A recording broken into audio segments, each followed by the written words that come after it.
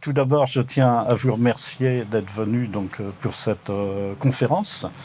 Donc, il nous semble important de faire un retour sur l'histoire de manière à faire une certaine conservation du patrimoine.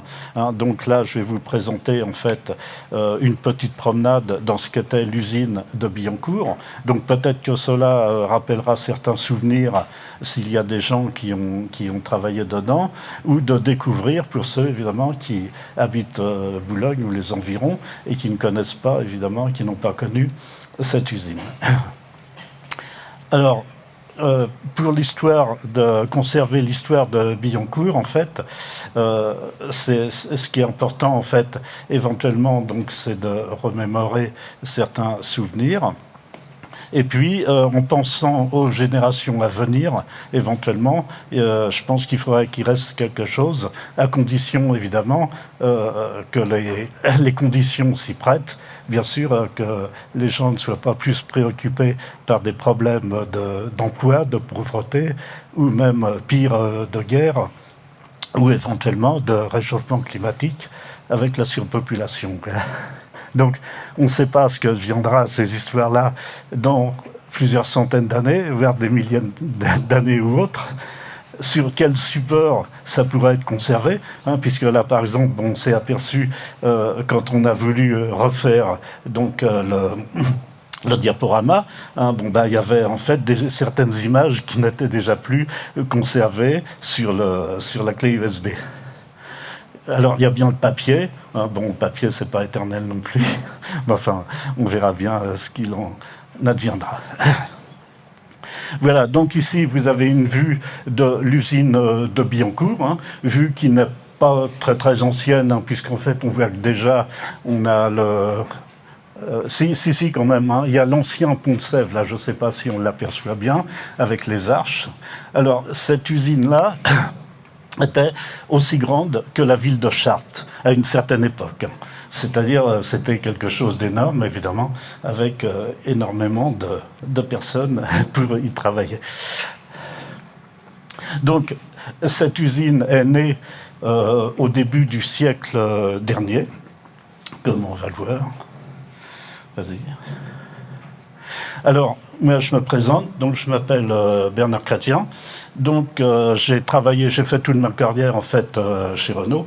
J'ai commencé par l'école d'apprentissage en 1964. Ensuite, j'ai été intégré dans l'usine, dans un département ce qu'on appelait l'entretien à cette époque-là, puisqu'en fait, à une certaine époque, disons, Renault travaillait pratiquement en autonomie. C'est-à-dire qu'en fait... Renault faisait pratiquement tout, aussi bien les voitures évidemment, mais les accessoires et aussi toute la maintenance de l'usine et même la fabrication des machines-outils.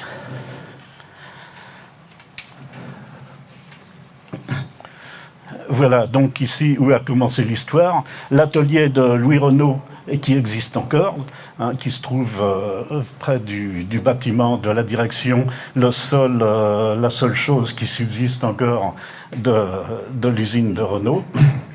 Donc ici, dans cet atelier, Louis Renault a commencé au début, à la fin plutôt du siècle dernier, c'est-à-dire en 1898 exactement.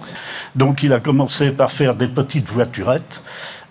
Petite voiturette d'ailleurs, pour l'histoire, cette voiture-là a été présentée lors d'un réveillon de Noël qui a monté la rue Lepic. La rue Lepic, qui est une rue assez raide, en fait, et puis du fait que certaines personnes ont été émerveillées par ces automobiles, les commandes sont parties de là. Voilà, donc ici... la vue actuelle, donc malheureusement, évidemment, il ne reste plus grand-chose de l'usine, hormis la petite cabane de Louis Renault qu'on a vue précédemment, et le bâtiment de la direction. Alors, malheureusement, donc, il n'y a presque rien eu de conservé. Il existe un parcours qui peut se faire.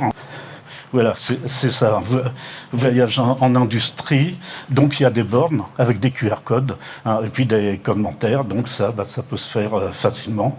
Ici, une vue de ce qu'étaient les fonderies. Donc les fonderies, en fait, j'ai été, quand j'ai commencé donc dans l'usine, en fait, j'ai été fasciné par cet univers de métal en fusion, donc qui faisait évidemment l'embryon des premières pièces pour fabriquer la voiture. Donc voir le métal en fusion couler, hein, c'était un spectacle, et puis aussi c'était un travail, disons, relativement artistique hein, pour ceux qui faisaient ces pièces. Voilà, donc ici, on voit sur la gauche donc une coulée du métal en fusion, et puis sur la droite, donc on voit ce qu'on appelait les fameux moules, les moules qui faits de sable et d'argile, en fait, et qui donnaient naissance donc aux pièces qui allaient constituer le véhicule. Alors ici, on voit certaines vues spectaculaires, hein, notamment, ça c'est ce qu'on appelait des convertisseurs. Des convertisseurs, en fait, ça servait à transformer la fonte en acier. Donc, puisqu'en fait, on récupérait d'un cubilo de la fonte, et pour le transformer en acier, en fait, on mettait dans une poche où on soufflait de l'air comprimé, et c'était cet air comprimé qui brûlait les atomes de carbone et qui transformait la fonte en acier. Donc c'était quelque chose de spectaculaire à voir, hein, puisqu'en fait, ça c'était dans l'usine. Donc il y avait des gerbes d'étincelles qui montaient très haut au plafond, puisque les ateliers étaient très hauts, donc ça valait tous les feux d'artifice qu'on peut voir maintenant. Alors, évidemment, tout ça n'était pas très bon pour l'environnement, hein, notamment la ville de Boulogne, donc, respirait l'air des fonderies. Ce qui fait que, par exemple, lors des visites médicales, certains médecins du travail, en fait, ordonnaient à certaines personnes d'arrêter de fumer, alors que ces gens-là ne fumaient pas, puisqu'en fait, ils avaient les poumons pleins de fumée. Bon, les choses, heureusement, disons, se sont améliorées hein, au cours des années, hein, notamment avec la création des CHSCT, qui ont permis donc de diminuer les accidents du travail et aussi les maladies professionnelles et de prendre davantage de mesures de sécurité. Bon, malheureusement, en ce moment, on est un petit peu en train de revenir en arrière.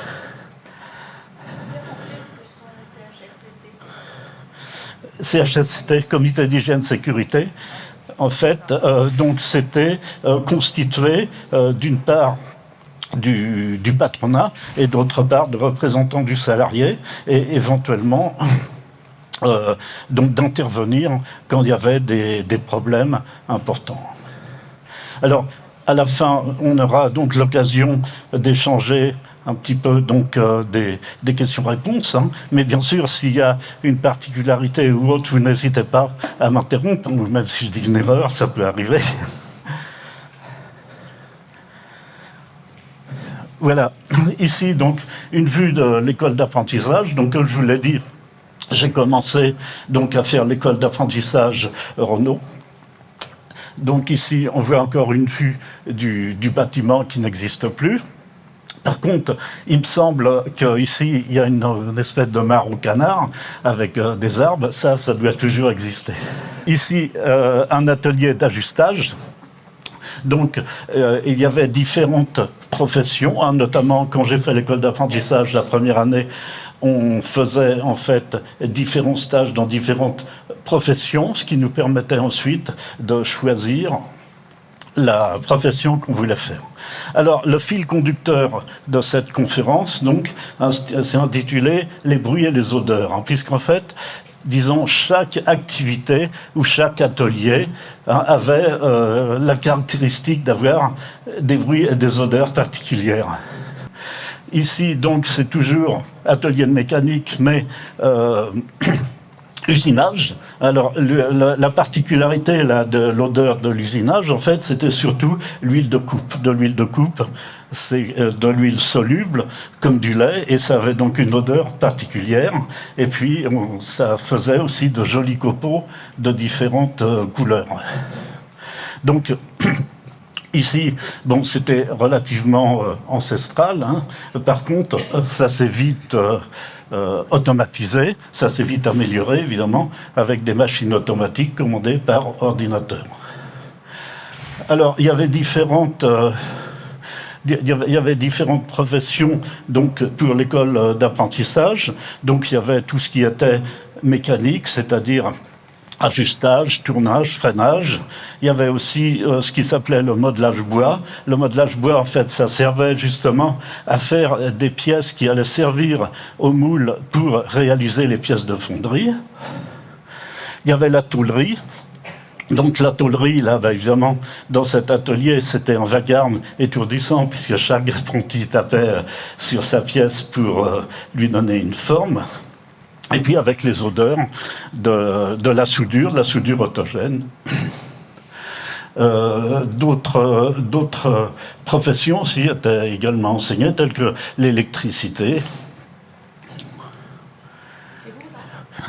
Non, non.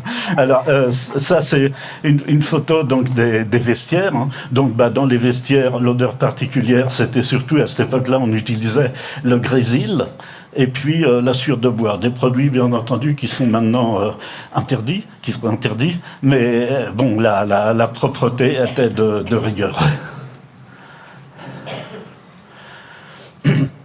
Ici, on voit un atelier de traitement thermique. Donc, les traitements thermiques, qu'est-ce que c'est ? En fait, c'est des pièces métalliques qui subissent une transformation dans des fours de manière à leur donner une certaine résistance ou une certaine dureté selon ce que l'on veut faire de ces pièces. Alors, dans cet atelier, la particularité, c'est que c'était des fours avec, il y avait des flammes, des odeurs de gaz partout. Je me demandais à la limite comment tout ça n'explosait pas, mais en fait, bon, ça se passait relativement bien. Donc l'hiver, évidemment, on appréciait la proximité des fours. L'été, c'était peut-être un petit peu plus difficile. Bon, bien qu'à cette époque-là, heureusement, il n'y avait pas encore trop de périodes de canicule.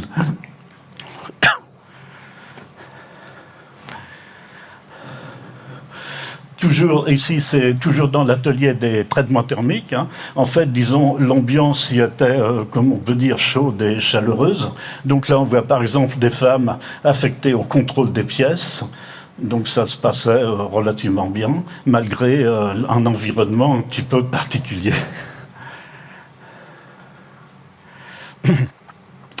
Ici, alors à gauche, vous voyez ce qu'on appelle un marteau-pilon. Donc en fait, c'est les forgerons, c'est la forge. Alors la forge, en fait, consiste à prendre une pièce chauffée au rouge. Et puis, ici, le marteau-pilon, avec la matrice qui descend, lui donne une certaine forme. Alors, l'avantage de la forge, en fait, c'est que ça donnait une résistance particulière. Par exemple, un vilebrequin de véhicule forgé est beaucoup plus résistant qu'un vilebrequin de véhicule coulé, même si c'est le même métal. Alors, l'atelier des forges, quand on rentrait dans cet atelier, ça pouvait paraître comme un enfer, hein, puisqu'en fait, il y avait un bruit assourdissant, hein, puisque des matrices de plusieurs tonnes frappaient la pièce. C'était un travail donc très très professionnel en fait, puisqu'en fait les ouvriers devaient réaliser des pièces d'une façon très précise. Pour citer un exemple, il y avait un jeu qui consistait à mettre sous la matrice une bouteille avec un bouchon, et puis d'enfoncer le bouchon sans casser la bouteille. Donc évidemment, il fallait une grande précision.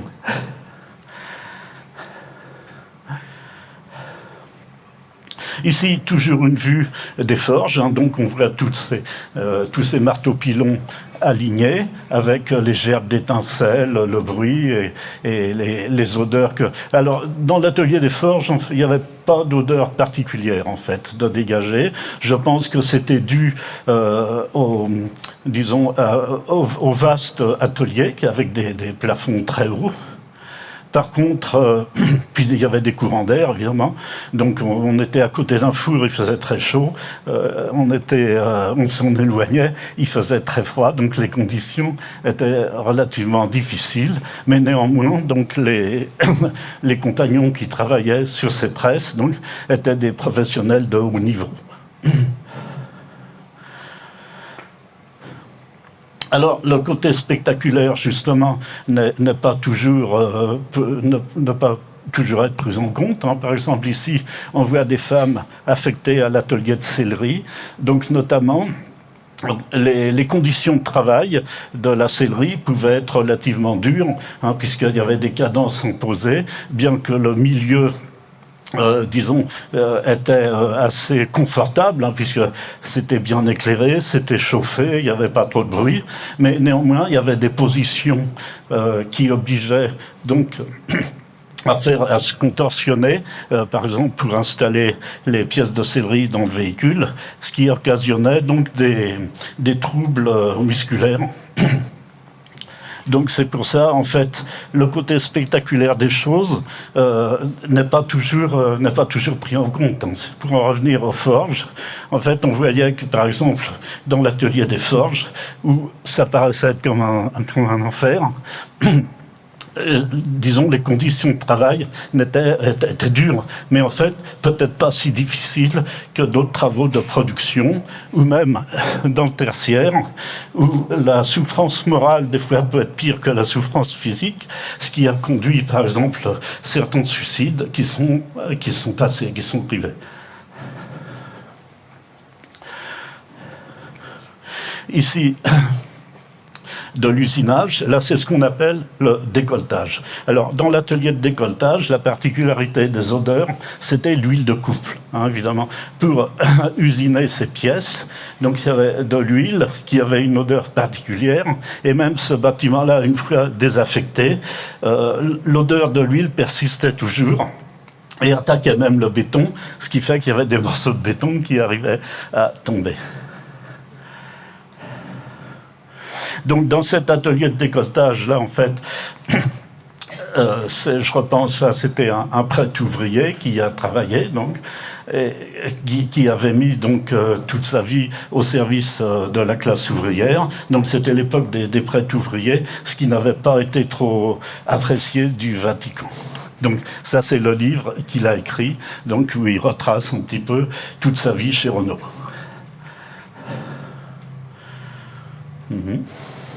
Vas-y.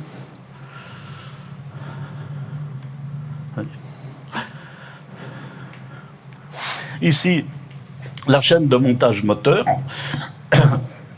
Donc, évidemment, Renault, à cette époque-là, fabriquait tous les moteurs. Donc, on voit la fin de la réalisation de cette chaîne, et puis les essais moteurs. Donc, on mettait les moteurs sur un banc pour voir s'ils démarraient. Bon, la plupart, heureusement, démarraient normalement. Certains étaient récalcitrants, donc ils étaient mis au rebut. Ici, la fabrication, donc ici on reconnaît une Renault 4, hein, la fabrication donc, de la tôlerie, donc là la voiture passait en peinture.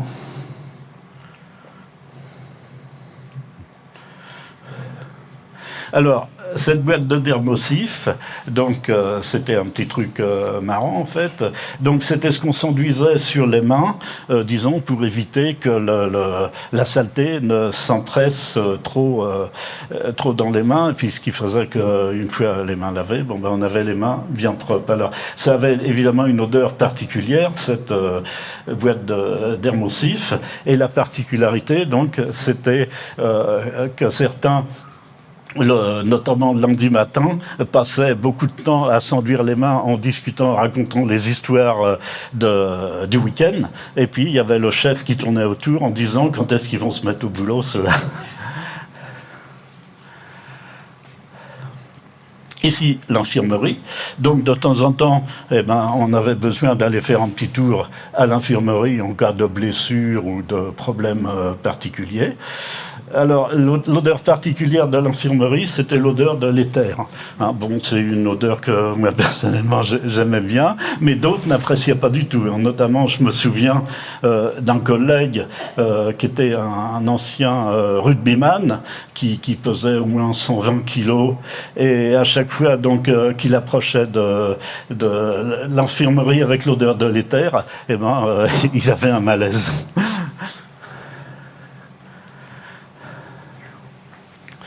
Alors ici, c'était la distribution de l'électricité. Alors, en fait, pour produire l'électricité, donc, il y avait deux centrales électriques, des centrales thermiques, hein, bien entendu, une qui se situait à la pointe aval de l'île, et l'autre qui se situait donc sur ce qu'on appelle le trapèze, hein, c'est-à-dire ce qui est à côté de l'île Seguin. Et puis, évidemment, donc, il y avait un apport de l'EDF. Alors, selon les conditions, eh bien, éventuellement, c'était Renault qui pouvait fournir du courant à l'EDF ou l'EDF qui fournissait du courant à Renault. La particularité donc, de ce bâtiment de distribution d'électricité, à cette époque-là, c'était le seul bâtiment où il fallait rentrer avec un code. Ce qui paraît maintenant drôle, puisqu'en fait, dans toutes les usines ou dans toutes les sociétés, il faut badger partout pour aller dans un service. Donc, à cette époque-là, c'était en libre circulation partout dans toute l'usine. Sauf ce bâtiment-là, donc qui était protégé par un code d'accès qui est éventuellement facile à rentrer. Donc ça peut paraître anachronique par rapport à ce qui se passe maintenant. Ici, le château d'eau, qui était en cours d'ailleurs de destruction, hein, comme on peut le voir ici. Puisqu'en fait, donc il y avait dans l'usine des puits. On allait chercher l'eau à plusieurs dizaines de mètres. Et la particularité, donc en fait, c'est que cette eau était très bonne, hein, puisqu'en fait Boulogne a toujours été réputée pour la qualité de son eau. C'est pour ça d'ailleurs, il y a eu beaucoup de blanchisseries dans Boulogne, hein, je ne sais pas s'il y en a encore beaucoup. Alors, je me suis toujours demandé, mais quand même avec la pollution qu'occasionnait évidemment l'usine, les fabrications des différentes choses-là, comment cette eau pouvait être potable. Ben, en fait, elle était analysée régulièrement et elle était de très bonne qualité.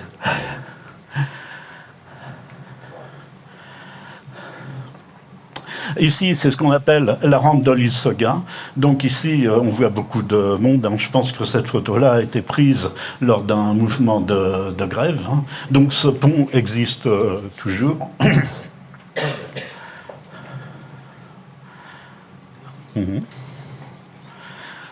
Et puis on arrive donc en traversant le pont, donc on arrive sur l'île Seguin, sur l'esplanade de l'île Seguin. Donc c'était là qu'avaient lieu les meetings, hein, notamment cette photo-là, elle a dû être prise lors de mai 68, hein, notamment, où à droite ici on voit Georges Ségui qui annonçait en fait le résultat des accords de Grenelle. À côté, Aimé Alboer, qui était à cette époque-là le secrétaire, disons, de la CGT, Renaud-Billancourt. Sur la gauche, ici, on voit Henri Krasuki.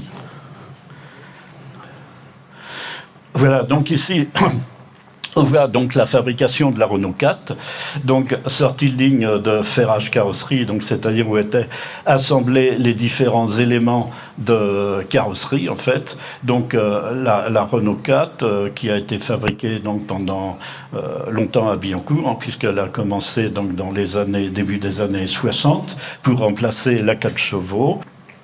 Ici, donc, on voit différentes étapes de la fabrication du véhicule, hein, notamment en haut à gauche, c'est ce qu'on appelle la cataphorèse. La cataphorèse, donc, qui a été une évolution importante pour la protection de la carrosserie, en fait, puisque c'était un procédé électrostatique qui permettait de déposer électriquement sur la tôle une couche protectrice et enfin de mettre relativement fin à la corrosion. Je ne sais pas si certains ont connu des véhicules un peu anciens, mais qui pratiquement au bout de 6 mois commençaient à rouiller. Donc c'était pas très facile. Et c'est cette opération de cataphorèse qui a permis donc de régler ces problèmes de corrosion. Ici, la chaîne de finition, donc toujours des Renault 4, bien entendu. Donc ça, c'est au Bas-Meudon. Donc les véhicules pratiquement terminés. Éventuellement, certains devaient passer en retouche s'il y avait des problèmes de dernière minute constatés par les contrôleurs. Et puis, ça, c'est donc le dernier véhicule fabriqué à Billancourt, puisqu'en fait, c'était pour annoncer la fin de... La fin de la fabrication, tout du moins, dans l'île Seguin. Donc, évidemment, il y avait un petit cérémonial qui était fait, tristement, malheureusement, puisque c'était toujours quelque chose de triste. Donc, voilà. Donc ici, la sortie de chaîne, donc les véhicules terminés en fait.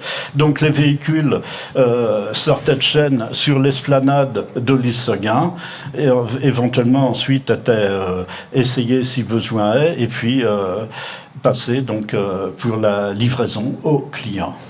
Donc là, on voit le montage, l'assemblage de la Renault 4, donc du châssis avec la carrosserie.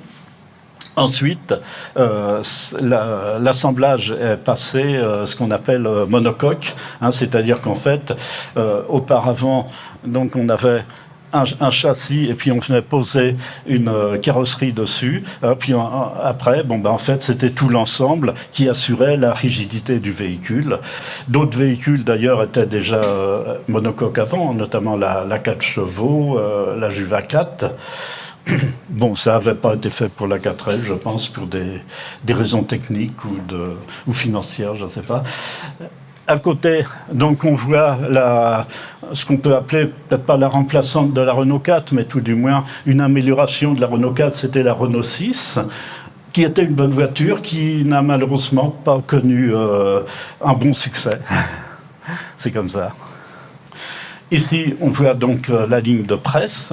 Donc, alors, les presses, c'était des monstres, en fait, qui façonnaient les pièces de carrosserie. C'est-à-dire qu'en fait, à partir d'une tôle relativement plate, on arrivait à faire des formes. Donc, bien entendu, dans cet atelier, il y avait un vacarme étourdissant, des odeurs d'huile, puisqu'en fait, la tôle nue avait besoin d'être lubrifiée. Et puis, donc, on en arrive à la fin, évidemment. Donc, dans un premier temps, donc, les productions étaient arrêtées sur l'île Seguin. Et puis ensuite, donc, le reste de Billancourt, évidemment, a été arrêté aussi. Et ce qui fait que maintenant, il reste plus grand-chose. Donc, cette usine qui avait été construite, donc, comme je vous l'ai dit, à la fin du siècle dernier, en fait, avait connu les deux guerres. Donc l'une qui lui a permis, entre autres, de contribuer à la victoire, donc c'était la guerre de 14-18, et puis en même temps aussi de se développer et de s'enrichir, et la deuxième guerre qui l'a conduit à la nationalisation.